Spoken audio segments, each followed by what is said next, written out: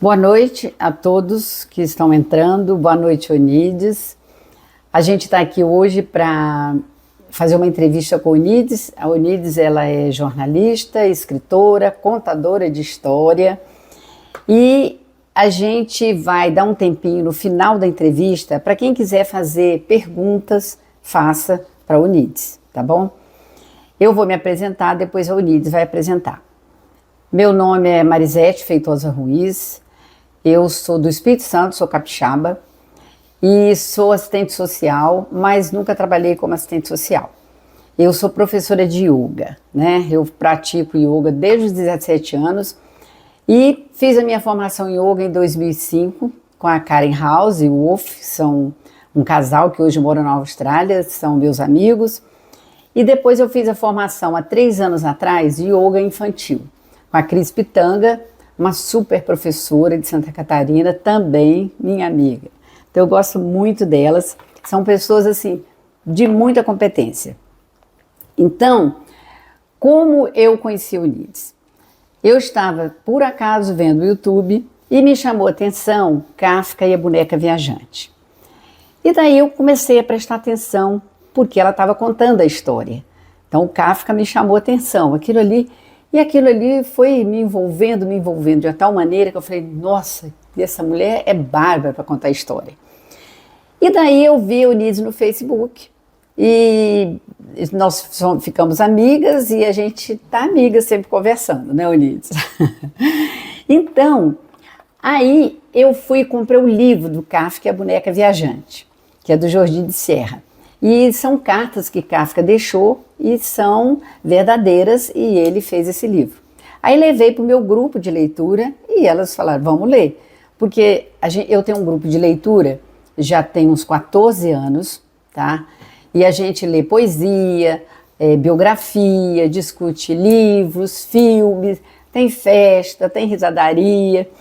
E agora a minha nora também pediu para formar um grupo com as amigas dela. Então eu sou a que assessoro ela, elas estão lendo até a Clarissa Pinkola Estés, das Mulheres que Correm com os Lobos.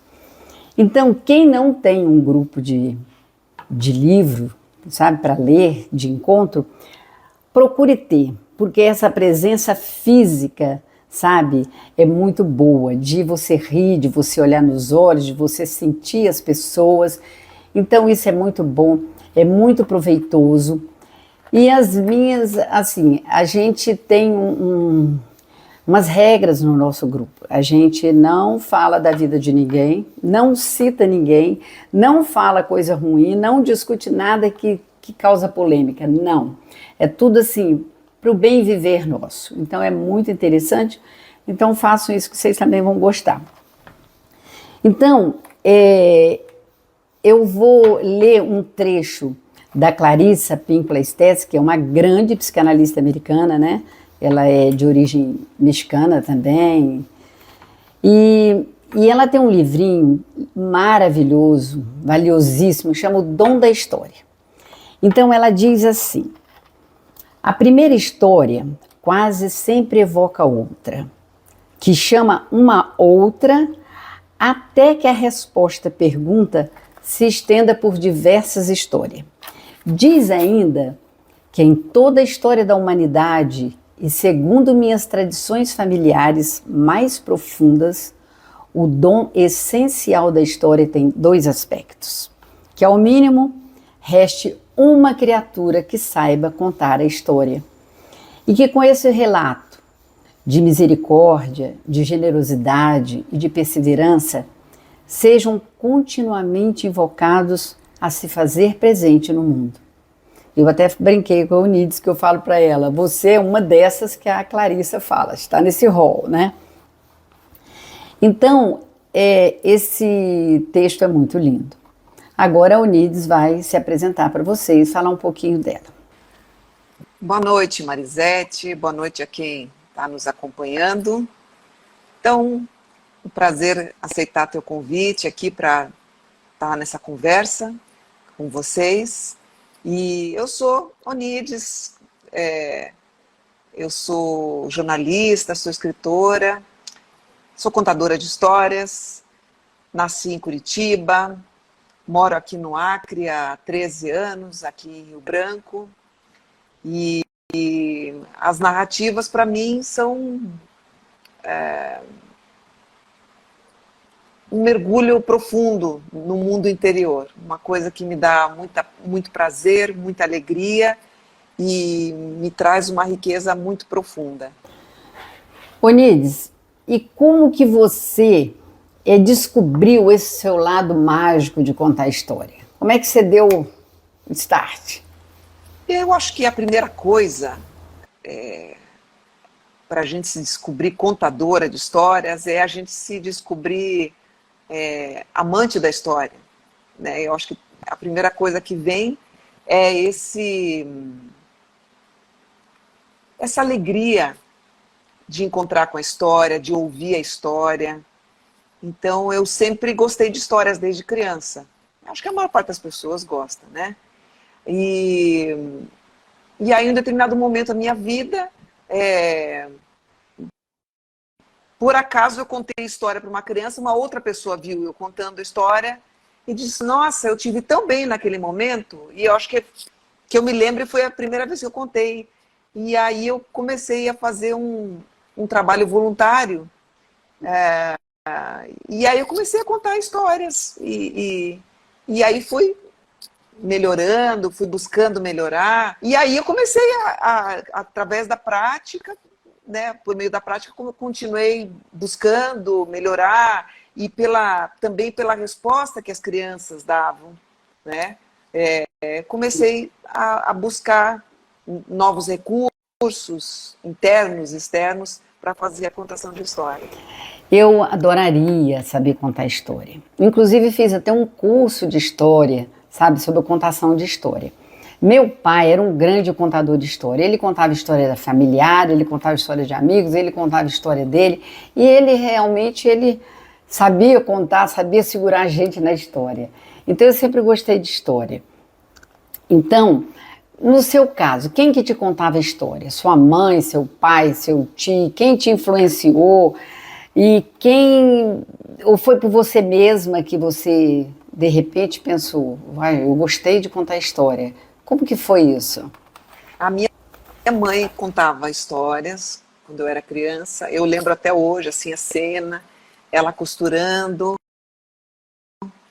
e eu sentava, assim, pertinho dela, e eu dizia, conta uma história, e aí ela contava. A minha avó, a mãe dela, né, a minha nona, a minha avó italiana, também contava histórias, contava muita história da vida dela, histórias da guerra, histórias da infância dela, e eu acho que isso foi nutrindo o meu imaginário nesse aspecto, e eu fui gostando de ouvir aquelas narrativas. Quando eu conto história, quando eu dou aula para as crianças, eu dou aula para as crianças e eu conto história. Toda aula eu conto uma história, sabe? E às vezes repito uma história, sempre, muito, continuamente eu repito. Então, quando eu conto história para as crianças, eu sempre busco mostrar para elas os valores que estão dentro da história, que são muito importantes, esses valores, para a formação da personalidade da criança. Então, a história faz com que a criança passe a viver melhor, porque ela aprende, né? Ela aprende muito, ela utiliza as ferramentas para lidar com as emoções dela, para lidar com os sentimentos dela. Então, elas se identificam na história. E no seu caso, com você, como você faz essa escolha? Você escolhe um tema aleatoriamente ou você quer passar uma mensagem? Ou existe assim uma prioridade numa história que você vai contar? Como que é no seu caso? Sim, eu procuro... É um tempo que eu dedico, às vezes até mais do que o próprio exercício da história, a escolha da história. Eu acho isso super importante, assim. Então eu já teve, assim, ao longo dos anos a gente vai formando um bom acervo de histórias, né? E aí eu vou procurando, com base, assim, no tipo do público, a idade, o tempo que eu tenho disponível para contar, a circunstância em que eu vou contar. Então, tudo isso são elementos que me direcionam, além da própria intuição também, né? para a escolha da história. E existe, assim, nas suas histórias, uma preocupação em passar uma mensagem moral, uma mensagem positiva nas histórias que você conta, ou simplesmente você as conta sem se preocupar com a mensagem? É importante levar a história adequada, né? Porque uma história pode ser ótima numa situação e em outra nem tanto, né? Tem a questão do tempo, tem a questão do público. Então eu gasto um bom tempo escolhendo a história, para que esse investimento no tempo na escolha da história te dá segurança também na hora de contar, né? Você sabe que você está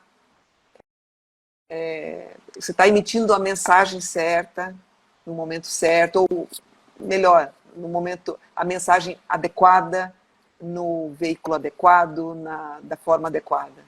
É lógico que eu tenho histórias diferentes, histórias que eu acho interessantes, mas tem aquelas que falam para o teu coração, aquelas em que você se sente melhor contando, e essas, certamente, assim, a questão dos valores que a história transmite, eu gosto, sabe? Eu gosto de prestar atenção nesse aspecto, porque eu acho que é um momento muito sagrado quando um ouvinte, quando uma pessoa para me ouvir. E eu tenho que honrar essa pessoa, a sua atenção, o seu tempo.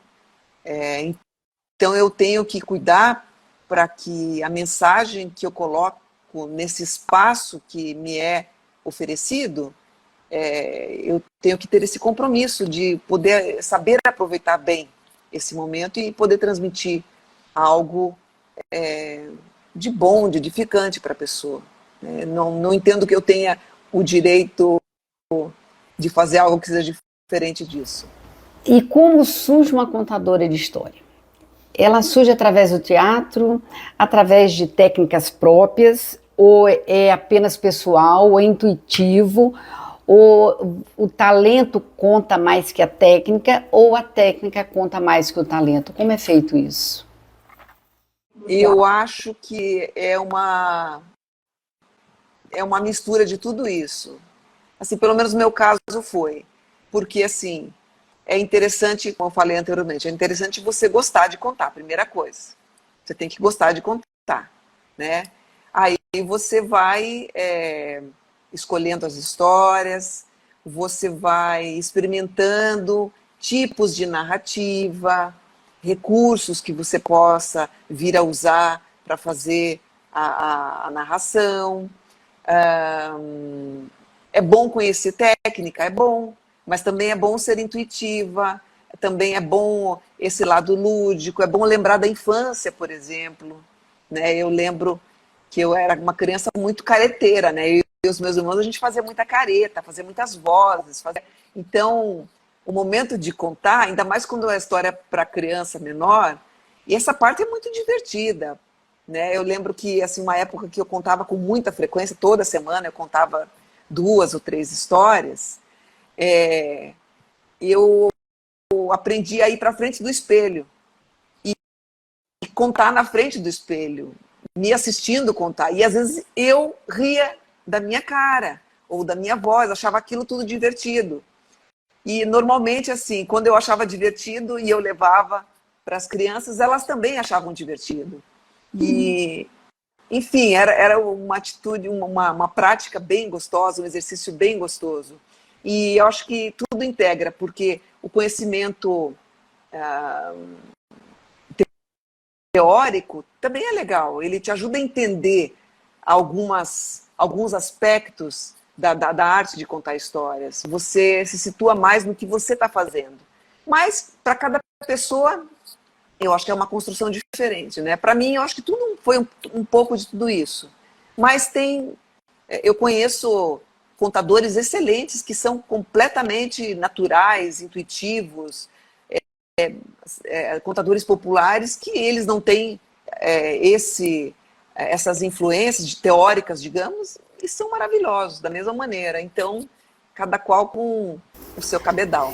E como você, Onídis, estimularia as pessoas que gostam de contar história, que querem aprender a contar história, E como que você estimularia elas a contar a história? Você até me deu umas dicas boas e eu tô lá ensaiando.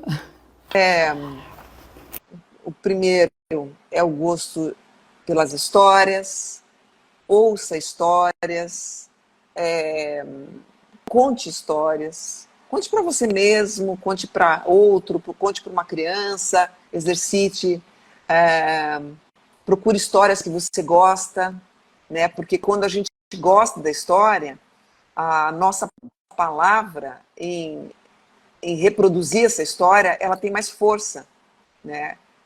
Eu sempre conto histórias que me toquem o coração, que me toquem a consciência, ou que me façam rir, né? Mas assim, elas têm que reverberar dentro de mim.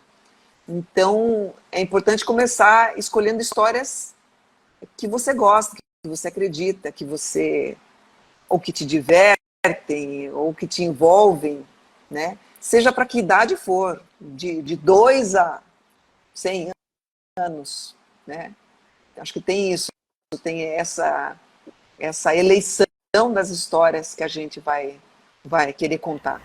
A gente sabe que é muito importante para a educação da criança, com uma atividade lúdica e prazerosa, contar história. Então isso estimula muito a imaginação da criança, elas se identificam com as situações, elas utilizam as ferramentas. Eu acho que é fantástico, assim. É uma maneira de você chegar na criança muito especial, porque você vai se comunicar com um universo interior dela que a gente não consegue delimitar. Aliás, nem nos adultos. Então, você está conversando com o inconsciente dela. Daí também a importância de saber o que leva para esse inconsciente. Né? Então, e essa atmosfera de encantamento que a história tem, é algo assim, eu só posso agradecer a minha mãe pelas histórias que ela me contou, a minha avó pelas histórias que ela me contou, também as histórias que eu li, né, e que até hoje estão na minha memória. Isso tudo me alimenta. Então, a gente está conversando e a gente está alimentando a alma da criança e a alma da pessoa que está ouvindo a história. Eu fiz um teatrinho, vou até mostrar esse teatrinho. Olha aqui, ó. Esse é o palco, né? E essa aqui é a gatinha Mimi. E ela é uma gatinha muito delicada, muito carinhosa. Então, e aí eu faço isso para as crianças. E no dia que eu inaugurei, que a minha netinha que me ajudou a fazer, que eu inaugurei o palco contando a história da Mimi, ela, uma criança, interagia tanto com ela, passava a mão na cabecinha dela, conversava com ela. E você sabe que ela ficou como referência para mim, porque ela olhava assim, estava meio altinho o palco, ela olhava para o palco, os olhos dela brilhavam. Então aquilo assim, eu vi realmente como é mágico o mundo da criança, como é onírico o mundo da criança. Então, eu acho que o mundo da criança é a coisa mais linda que tem. Por quê? Porque a gente vive essa fase um tempo. Depois que você passa de criança para adulto, para adolescente, adulto, aí já quebra tudo. Mas até criança, então, eu acho que as pessoas não deveriam quebrar isso nas crianças, deveriam conservar essa coisa mais. É tão bom para a gente quando lê uma fábula. Quando eu leio fábula, eu adoro história infantil, história das Mil e Uma Noites, eu vou lendo, né, da Sherazade, e aquilo para mim me encanta de uma tal maneira que parece que realmente eu estou vivendo aquilo. Então, para contar a história, o que é necessário? É necessário treinar uma linguagem, uma impostação de voz, treinar assim, uma voz musicada, barulhos, gestos, sabe? O que precisa disso para você prender a pessoa numa história? Você precisa, eu acho, passar uma confiabilidade, né? Também. Mas o que você precisa para contar uma história? Olha, eu acho que isso depende muito do estilo do contador, do narrador, e depende também do público, né? Para crianças muito pequenas, como, por exemplo, eu já tive um público de crianças durante muitos anos, de 2 a 3 anos. Então, assim, foi um exercício que eu fui fazendo para entender que tipo de histórias que eu tinha que contar ali. E aí são histórias muito simples, muito curtinhas, porque também o tempo de atenção deles é bem mais reduzido. Então, eu tinha que adaptar a história àquele universo infantil. Para crianças muito pequenas é adequado a gente usar recursos visuais, recursos musicais. Se a pessoa toca um instrumento, por exemplo, eu acho que enriquece. Se a pessoa canta, se a pessoa faz vozes, se a pessoa traz objetos, eu acho que pode ser uma experiência interessante utilizar esses recursos. Pessoalmente, à medida, assim, quanto mais a criança é maior, né, menos eu utilizo. Mas nada impede também. E tem pessoas que gostam de utilizar sempre. E fica legal, fica bom também. Então, isso também tem a ver com o estilo da pessoa. Eu procuro firmar mais a minha narrativa. Por exemplo, um palquinho que nem esse teu é uma delícia, é maravilhoso. Imagina.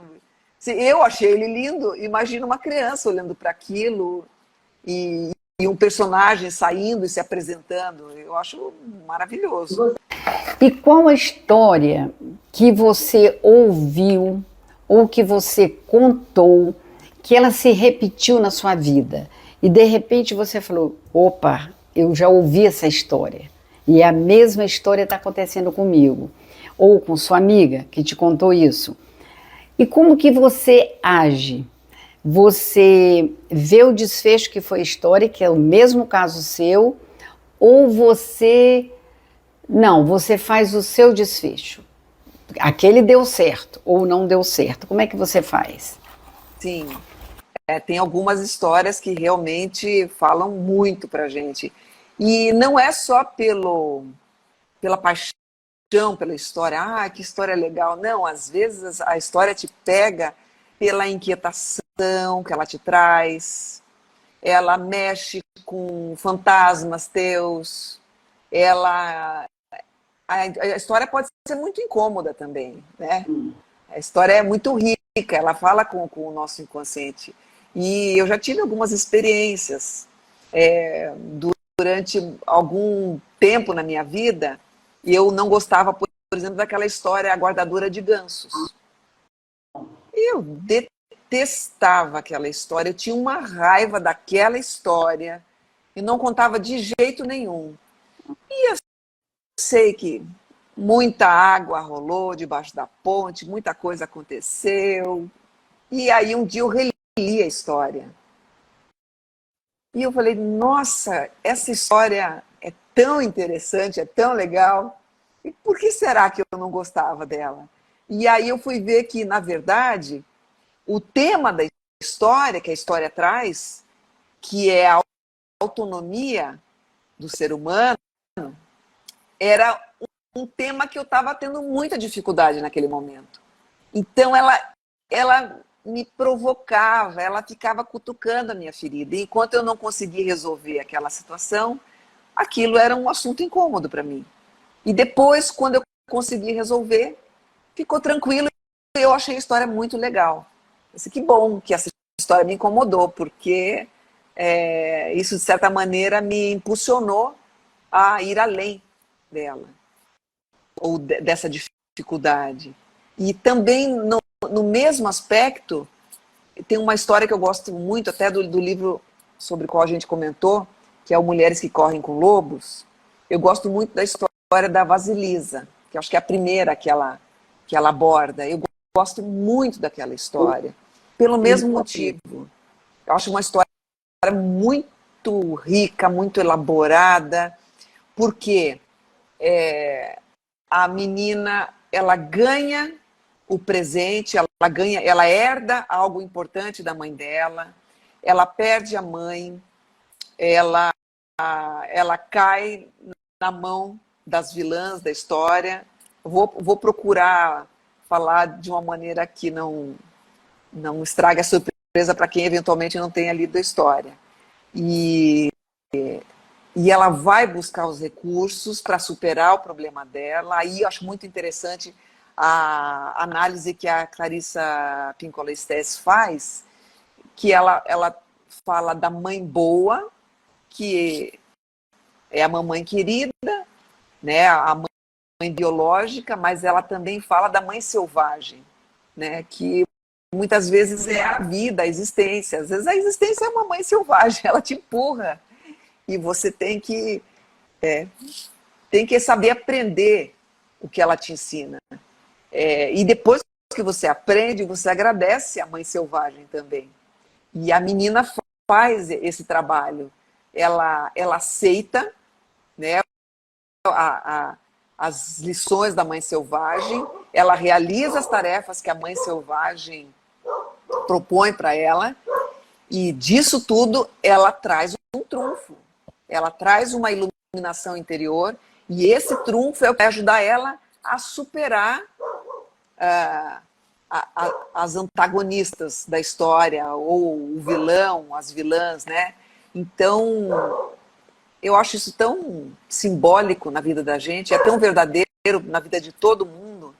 E eu gosto muito de ler essa história e de acompanhar aquela narrativa. Para mim, sempre cala de uma maneira muito boa. Tem uma frase de uma filósofa alemã chamada Hannah Arendt. Ela tem uma frase maravilhosa que fala assim: toda dor pode ser suportada se sobre ela puder ser contada uma história. Então, nossa, essa frase é tão rica, ela tem uma profundidade tão grande, porque, vamos pensar assim, aconteceu um fato na tua vida e você quer refletir sobre esse fato, né? Esse fato está dentro de outras circunstâncias, né? Sei lá, um fato da tua vida pessoal, está dentro da tua vida familiar, que está dentro da vida da sociedade, do teu país, da civilização naquele momento. Então já tem histórias dentro de histórias, está dentro de um contexto geográfico, né? Então aí você já tem vários elementos para analisar. Então você se remete àquele fato que aconteceu na tua vida, que você quer entender melhor, e você, a primeira coisa, você precisa se distanciar de você mesma, de uma certa maneira, não totalmente, né? Porque aí seria algo esquizofrênico, mas de uma certa maneira você precisa se distanciar, se desapegar, se desidentificar com esse fato, para você conseguir olhar esse fato com mais objetividade, com menos envolvimento emocional.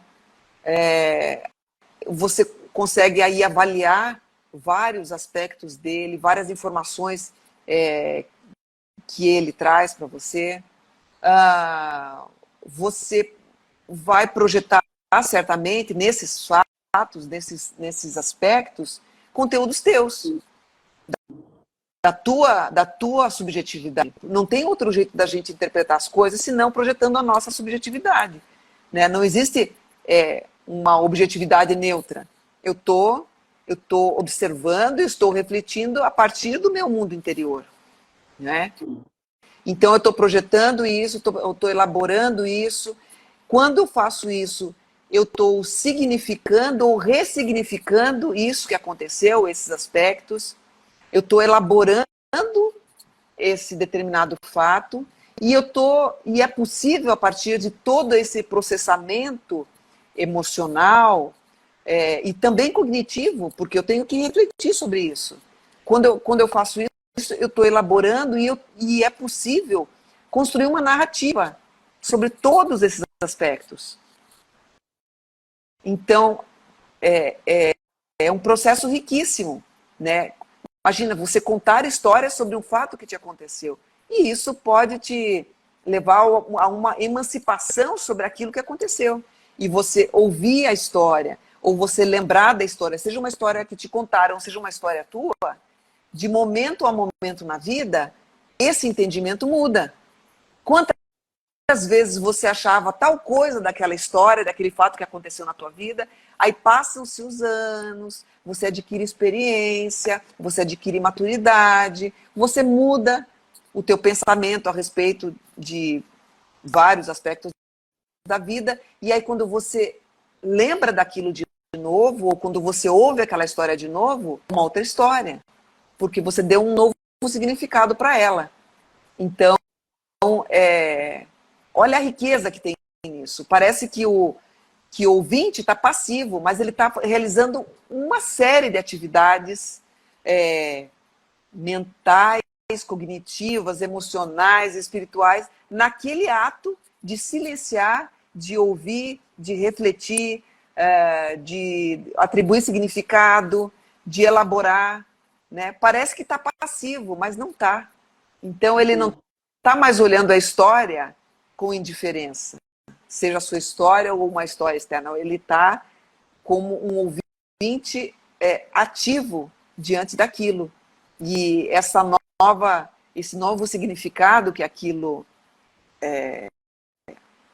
ganha, que aquele fato ganha, pode transformar a vida de uma pessoa.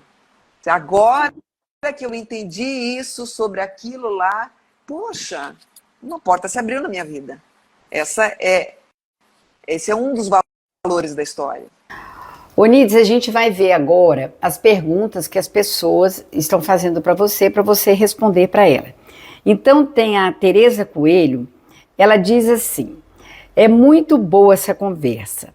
Saudade da época que ficavam os primos juntos com os nossos assuntos e levava sempre no fundo do coração. A gente leva sempre no fundo do coração. E nós estamos sempre recordando.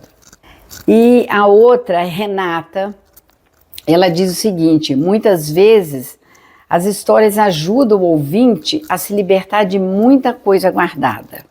Em ler, ouvir e contar histórias, realmente, pode ser um ato muito libertador. E tem aqui a Celina, né, que ela diz o seguinte: tem algumas histórias que você contou mais vezes que outras histórias? Tem uma história,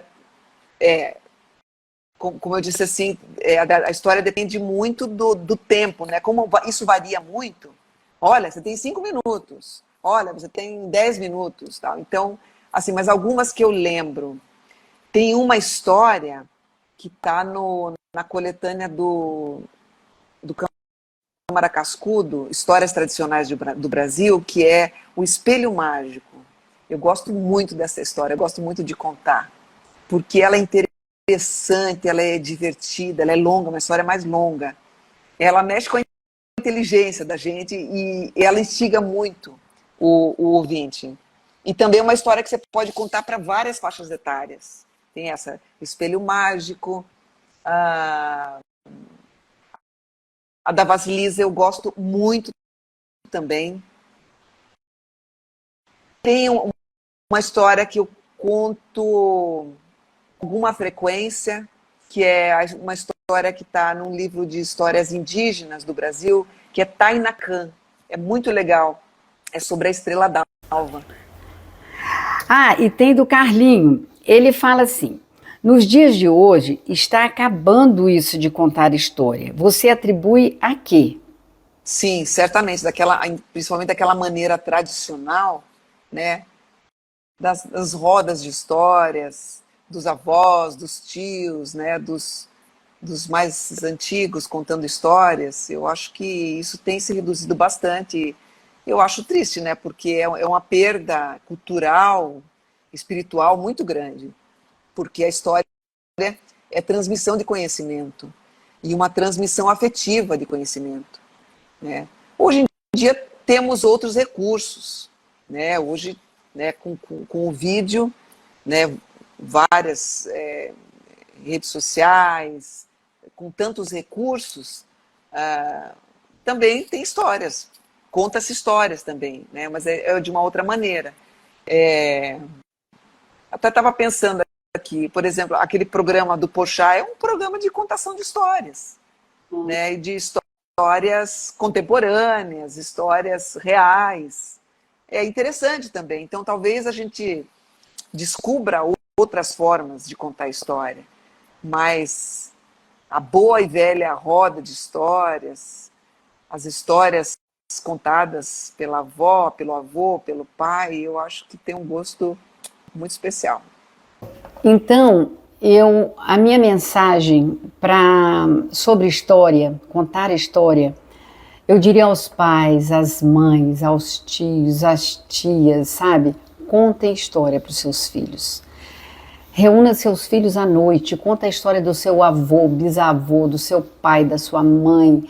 Conta a história sua de quando jovem. Conta a história de você com a sua esposa. Conta para os seus filhos, que isso é uma forma de interação, sabe? Porque hoje está tudo muito assim, todo mundo solto, né, no ar, voando. Então, faz isso para ter uma conexão com os filhos, sabe? E com os filhos, usa a técnica. O que a sua amiguinha fez na escola hoje? O que você fez? A professora conta, porque aí elas vão contar as coisas que elas viveram, que vivenciaram naquele dia. Então, isso é muito importante, porque eu acho que é um resgate necessário para a família, sabe? E para as crianças, para elas se orientarem, é uma bússola para elas, essas histórias. Os meus filhos, eles contam história do avô, história da meu pai, da minha mãe, são os avós dele, eles contam para os filhos e contam para o professor deles. Eu adoro ouvir a história deles lá em São Paulo, sabe? Porque ele conta muita história, meu pai tinha histórias fenomenais. Então essa é a minha mensagem para vocês, procure contar a história. Deixe as crianças viver esse mundo mágico, sabe? Porque é tão importante para a formação delas. E eu fiz muito isso. Eu contei muita história para meus filhos. Aqui mesmo tem um monte de livrinho de história que eu utilizo para as crianças aqui, tá? E agora, Onídis, qual a sua mensagem para contar a história, sobre história para as crianças? Olha, a Regina Machado, que é uma teórica da contação de histórias e também uma contadora de histórias, ela narrou uma vez, num curso que eu fiz com ela narrou a experiência que ela teve, que ela promoveu na escola do filho dela. Uma vez por mês, uma reunião com os pais e com os alunos também, com quem quisesse participar, uma vez por mês, de contar histórias. E contava histórias quem queria. Não tinha o contador de histórias e os outros não são... Eram geralmente todos amadores, mas todos tinham uma história para contar e contavam. E ela levou esse projeto pessoal e manteve na escola durante muitos anos. Eu acho muito legal, assim, porque é muito simples. Se quem gosta de história, se conversa com as pessoas, a maior parte das pessoas gosta de história. Então, por que a gente não se reúne, sei lá, a cada mês, a cada 2 meses, a cada 3 meses, sei lá, 2 vezes por ano, quanto for possível para as pessoas, só para a gente contar histórias? Imagina você, eu vou levar essa história para contar. E sem o compromisso de ser profissional, de contar de uma maneira profissional, contar como você conta para um amigo, qualquer coisa, porque todos somos contadores, né? Então, acho que pode ser uma experiência bem interessante. Eu estou já há algum tempo ensaiando esse tipo de iniciativa bem simples, porque às vezes a gente procura coisas mais elaboradas e fica difícil e a gente acaba desistindo. Mas isso, reunir-se com outras pessoas para fazer isso, é bem simples. E eu acho que traz riqueza para todos, para quem conta, para quem ouve, para o grupo, para a dinâmica do grupo, porque ali se estabelece uma energia, uma dinâmica em torno disso, dessa atividade humana que é tão rica. Gente, olha, eu fiz aqui para as mães, as tias, as avós, uma listinha de livros para vocês lerem para as crianças. Então, tem A Cigarra e a Formiga, que é de Monteiro Lobato. Essa história é linda, eu adoro essa história, porque ela enfatiza o quê? A preguiça, o planejamento e a solidariedade. É o que você identifica na história. Depois tem A Lebre e a Tartaruga, que é uma fábula de Esopo, que é uma graça, também gosto muito. Então, o que ele enfatiza? O respeito, a resiliência, a soberba, né, da lebre. E tem os Três Porquinhos, eternos Três Porquinhos. Quem não conhece os Três Porquinhos, né? De Joseph Jacobs. O que ele enfatiza? A força de vontade, a persistência, o acolhimento na história deles com as casinhas, né? E o Pinóquio, o eterno Pinóquio do Carlo Collodi, que hoje que é bom contar para as crianças. Esses dias mesmo a minha netinha falou sobre isso. Vovó, não pode contar mentira, porque o nariz da gente cresce. Então ali, o que eles vivenciaram? Amor, lealdade, obediência e as consequências dos maus atos, né? Então tá aí as dicas, tá bom?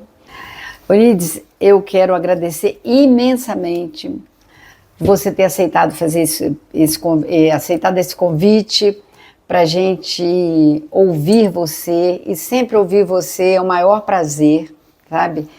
E as dicas que você deu, o que você falou, eu acho que foram valiosíssimas para nós que estamos querendo contar a história. Então, muito obrigada. E quem quiser acessar a Eunides, no YouTube dela, com o nome dela, Eunides Bonacós Queiroz, no Facebook e no Instagram, né, Eunides? Agradeço também a atenção, né, a gentileza de ouvirem, de perguntarem. Espero que a gente possa ter ocupado esse tempo honrando cada Então, um. um beijo a todos. Obrigada a vocês que participaram, que fizeram pergunta, que ouviram. E se gostaram, a gente vai repetir. Grata, Marisete, obrigada. E até qualquer hora dessa. Beijos para todos que estão acompanhando. Tá? Um beijo grande.